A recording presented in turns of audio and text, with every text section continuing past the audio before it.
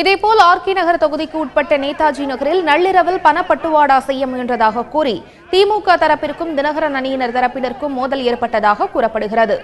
இதில் படுகாயமடைந்த பார்த்தசாரதி, ஷேக் உள்ளிட்ட இருவரும் சென்னை ஸ்டான்லி மருத்துவமனையில் சிகிச்சைக்காக அனுமதிக்கப்பட்டுள்ளனர். 4/4/2017 இரவு சுமார் 8 மணியிலிருந்து ஆர்கே நகர் தொகுதியின் பல்வேறு இடங்களிலும் சுமார் 4000 முதல் 10,000 வரை ஒவ்வொரு வாக்காளர்களுக்கும் என ஆளுங்கட்சியினர் பணத்தை விநியோகிக்க ஆரம்பித்தனர்.